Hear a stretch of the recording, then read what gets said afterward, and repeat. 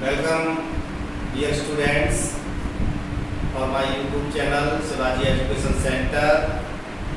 Dear students, आज हम आपसे रिप्रोडक्शन इन लिविंग ऑर्गेनिज्म के थर्ड पार्ट की चर्चा करेंगे। सेकेंड पार्ट में हमने आप लोगों को असेक्सुअल रिप्रोडक्शन के सभी टाइप्स बता दिए थे और एक टाइप्स आपको वेजिटेटिव रिप्रोडक्शन के विषय में बता रहा था, जिसमें मैंने topic types of vegetative reproduction पर छोड़ दिया था। आज हम आपसे टाइप्स ऑफ वेजिटेटिव रिप्रोडक्शन की चर्चा करेंगे।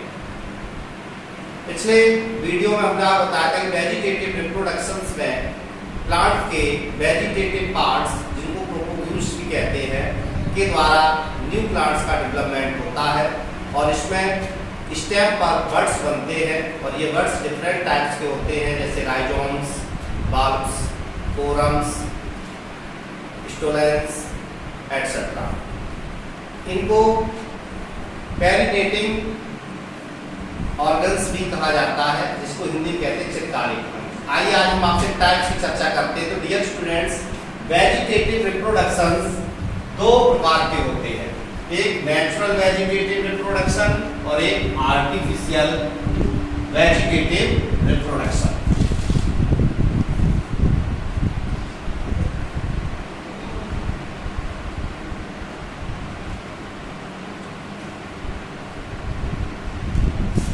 नेचुरल वेजिटेटिव रिप्रोडक्शन को प्राकृतिक कायिक संवर्धन और आर्टिफिशियल वेजिटेटिव रिप्रोडक्शन को कृत्रिम कायिक जनन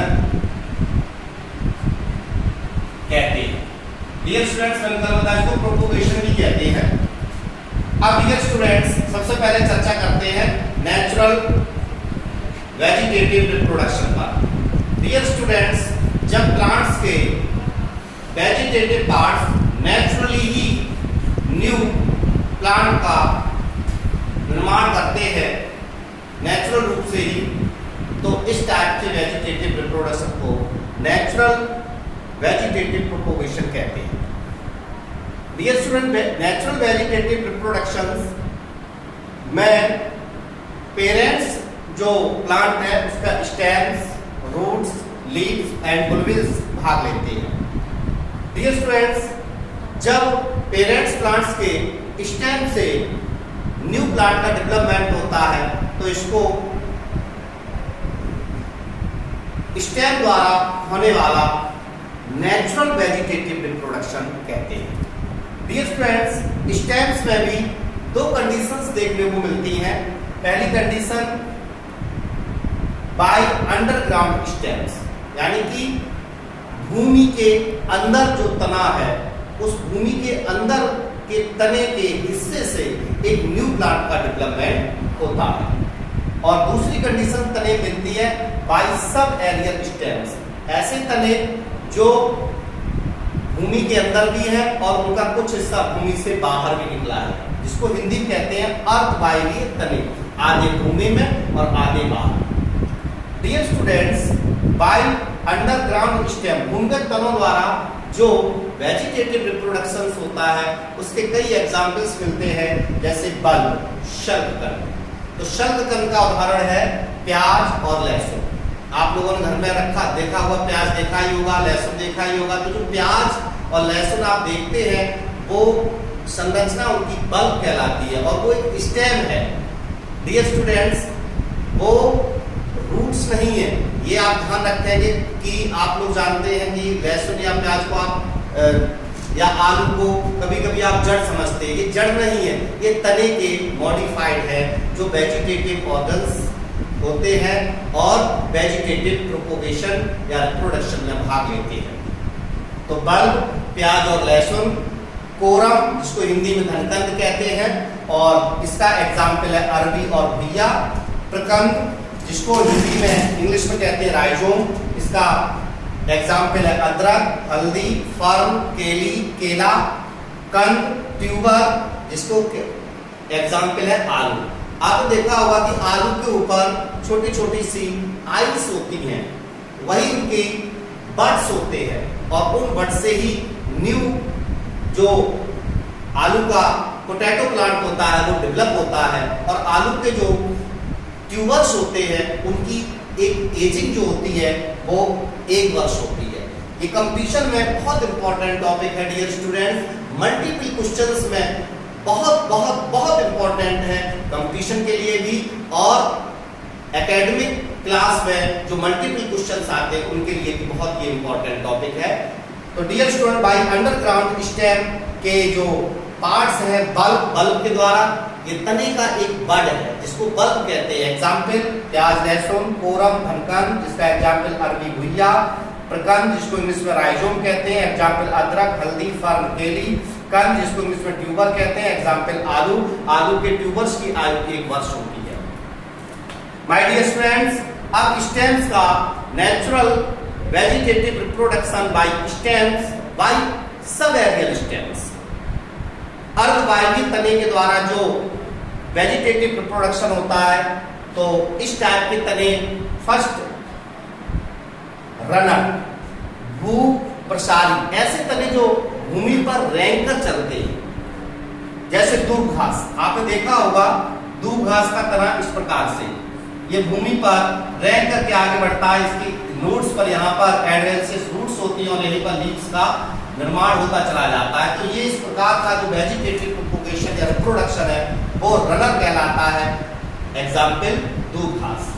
सेकंड सबएरियल स्टेम का एग्जाम्पल है सकर, अंतःभूविस्तारी, और इसका एग्जाम्पल है पुदीना गुलदाउदी। यानी इसमें क्या होता है, तना जो होता है वो थोड़ा सा तिरछा सा भूमि पर लगता है, थोड़ा सा हिस्सा इसका भूमि के अंदर रहता है, शेष बाहर रहता है, और यहीं पर नई पत्तियों और शाखाओं का विकास होता जाता है। डियर स्टूडेंट, नेक्स्ट सबएरियल स्टेम का एग्जाम्पल टाइप है स्टोलन भूविस्तारी, जिसका एग्जाम्पल है स्ट्रॉबेरी, और ऑफसेट जिसको हिंदी में कहते हैं भूविस्तारिका, इसका एग्जाम्पल है पिस्टिया, जलकुंभी जिसको इकॉर्निया, जलकुंभी का बॉटेनिकल नेम इकॉर्निया है। डियर स्टूडेंट्स, जलकुंभी से संबंधित आप एक तथ्य को जरूर याद रखिए कि जलकुंभी को ट्रेडर ऑफ बंगाल का आतंक भी कहते हैं, क्योंकि डियर स्टूडेंट्स जलकुंभी जलाशयों में पाया जाने वाला और तीव्र गति से वेजिटेटिव रिप्रोडक्शन करने वाला प्लांट है। इसमें ऑफसेट टाइप का वेजिटेटिव रिप्रोडक्शन होता है और ये तीव्रता से जलाशयों में फैल करके जलाशयों को सुखा देते हैं। इसीलिए जब जलाशय सूख जाते हैं तो जीव जंतु और अन्य ऑर्गेनिज्म नष्ट होने लगते हैं, इसलिए इसको बंगाल का आतंक भी कहा जाता है। बहुत इंपॉर्टेंट टॉपिक है ये जलकुंभी, जिसको गॉर्निया कहते हैं, और बंगाल का आतंक। डियर स्टूडेंट्स, तो ये नेचुरल टाइप में मैंने आपको स्टेम द्वारा बताया। अब डियर स्टूडेंट, बाय रूट्स मैं आपको बता रहा हूं कि ऐसे कौन से प्लांट्स हैं जिनकी रूट्स वेजिटेटिव रिप्रोडक्शन करती हैं नेचुरल कंडीशंस द्वारा, तो वो है सतावर, शकरकंद। डियर स्टूडेंट्स, ये अपस्थानिक जड़ें एडवेंशियस रूट्स के उदाहरण है। Adventitious roots sweet potato and satavar natural conditions द्वारा वेजिटेटिव रिप्रोडक्शन करते हैं। उसी प्रकार से मीठा नीम और शीशम, ये टैप रूट है, मूसला जड़ें हैं, और इनकी जड़ें natural vegetative reproduction by roots के द्वारा करते हैं। And the third natural vegetative reproduction by leaves, leaf के द्वारा जो वेजिटेटिव रिप्रोडक्शन होता है वो अजूबा, जिसको ब्रायोफिल्लम भी कहते हैं, और बिगोनिया पाया जाता है। इनकी पत्तियों पर प्रोपोग्यूल्स बन जाते हैं और यही प्रोपोग्यूल्स नए प्लांट्स का निर्माण करते हैं। इसके बाद second and the fourth type of natural vegetative reproduction in bulbils, जिनको पत्र प्रकल्काएं भी कहते हैं, और पत्र प्रकल्काओं के द्वारा जो वेजिटेटिव प्रोपोगेशन होता है वो खट्टी बूटी और तालू में पाया जाता है। My dear student, first type we now discuss first type vegetative propagation, natural vegetative reproduction, जिसकी मैं आपसे चर्चा कर चुका हूं।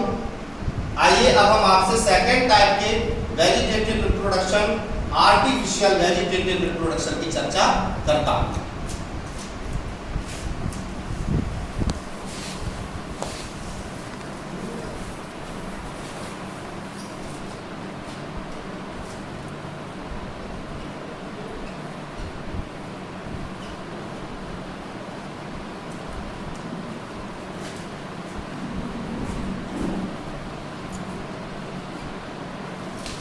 Artificial vegetative reproduction, dear students, जिसको हिंदी में कहते हैं कृत्रिम कायिक जनन। डियर स्टूडेंट्स, यह जनन जो है ना वो ह्यूमंस, बाय ह्यूमंस, मनुष्य के द्वारा कराया जाता है। यानी जब मनुष्य पौधे के कायिक भागों से नए पौधों का निर्माण कराता है तो इस प्रकार का vegetative reproduction artificial vegetative reproduction कहलाता है बाय ह्यूमन। आप एक कंडीशन केवल दिमाग में याद रख लें कि ह्यूमंस के द्वारा जो वेजिटेटिव रिप्रोडक्शन होता है उसको आर्टिफिशियल वेजिटेटिव रिप्रोडक्शन कहते हैं। By humans vegetative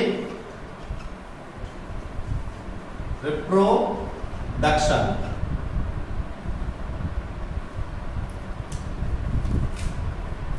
dear students, ये भी कई टाइप के होते हैं। इनमें से एक टाइप आता है बाय कटिंग। आपने देखा होगा, बहुत सिंपल है, बाय कटिंग। बाय कटिंग का मतलब होता है कलम लगाना। आप लोगों ने घर पर भी अब प्यारे बच्चों लगाई होगी गुलाब की कलमें काट काट करके, तो ये एक तरीके का आर्टिफिशियल वेजिटेटिव रिप्रोडक्शन ही है। इसमें कलम को थोड़ा सा तिरछा करके भूमि पर गाड़ देते हैं। कुछ दिनों बाद कलम की नोट से नई लीफ का विकास हो जाता है और नए पौधे का निर्माण होता है। अगर कलम के सिरे को ऑक्सीजन में डुबा करके लगाते हैं तो इनमें बड़ी प्रोसेस जल्दी हो जाती है। ध्यान रखें कि ये क्वेश्चन भी इंपॉर्टेंट है, कलम में कौन सा हार्मोन्स का यूज किया जाता है तो उसका नाम है ऑक्सीजन। डियर स्टूडेंट्स, अब जो कलम लगाना बाय कटिंग प्रोसेस है वो किन प्लांट्स में की जाती है तो उनके एग्जांपल देखिए। गुलाब, गुड़हल,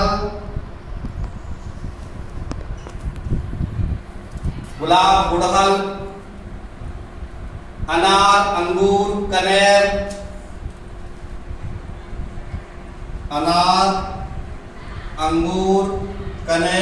आदि। इन पौधों की कलम लगाई जाती है बाय ह्यूमंस, मनुष्य द्वारा। तो इस टाइप का vegetative propagation artificial vegetative propagation कहलाता है। And the second methods of artificial vegetative propagation is by layering, दाब लगाना।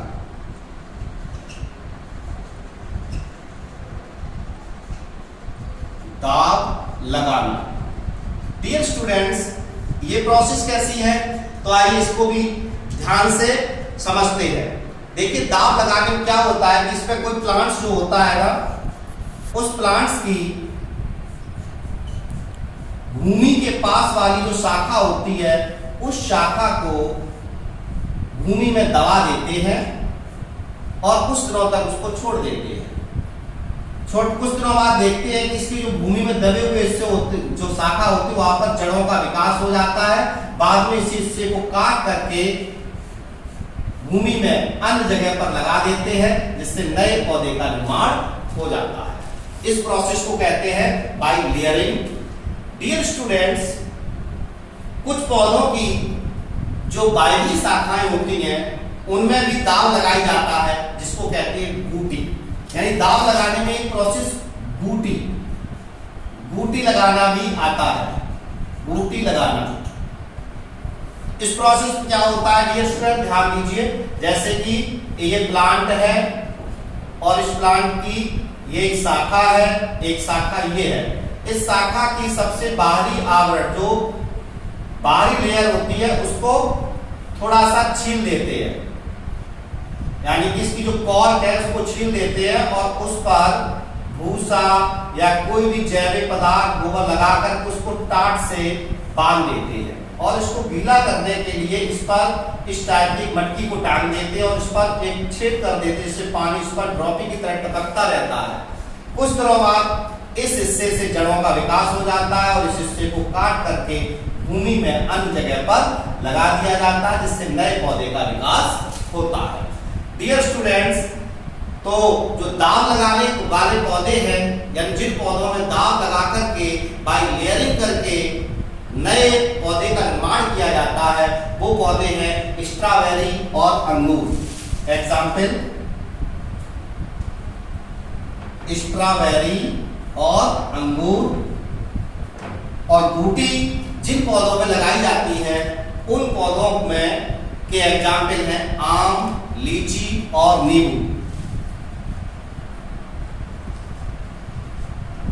डियर स्टूडेंट्स, जो बच्चे ऐसे क्षेत्र से बिलोंग कर रहे हैं जो गांव में रहते हैं और ये पौधे अगर उनके आसपास उपस्थित हैं तो आप ये प्रैक्टिकल भी घर पर कर सकते हैं। यानी कि नींबू का प्लांट अगर आपको दिख रहा है तो आप उसमें बूटी लगा करके ये प्रैक्टिकल भी करें और लॉकडाउन खुलने के बाद आप से आकर के मिलें और मुझे बताएं आकर के। तब तक आप लॉकडाउन का पूर्णतः सरकार की गाइडलाइन का पालन करें, कोरोना को भी हराएं। आइए dear students, last topic, last type of artificial vegetative propagation, यानी एक विधि और होती है जिसको कहते हैं रोपण द्वारा, बाय ग्राफ्टिंग।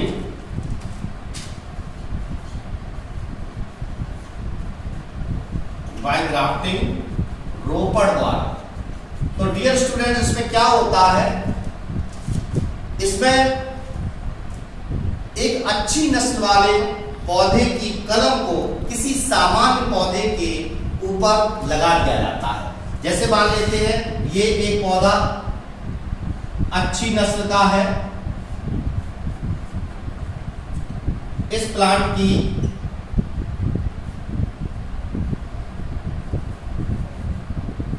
अच्छी नस्ल का पौधा।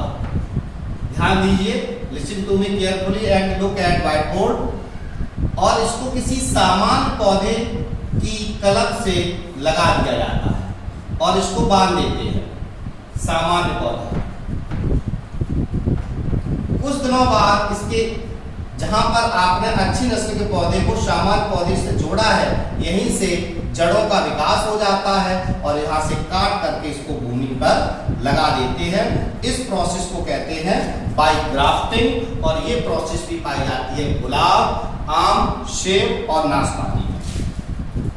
गुलाब, सेब, आम और नाशपाती। Thank you my dear students, आप लोग इसको तैयार करें। एक बार मैं पुनः सभी विद्यार्थियों का, सम्मानित गार्जियंस का शिवाजी एजुकेशन सेंटर की तरफ से हार्दिक अभिनंदन वंदन करता हूं। मैं स्वयं संचालक अतुल शिकरवार और डायरेक्टर गौरव धाकरे द्वारा बहुत बहुत अभिनंदन। लॉकडाउन का पालन करें। शिक्षा की प्रसार में आपके सहयोग के लिए हम सदैव तत्पर हैं। धन्यवाद।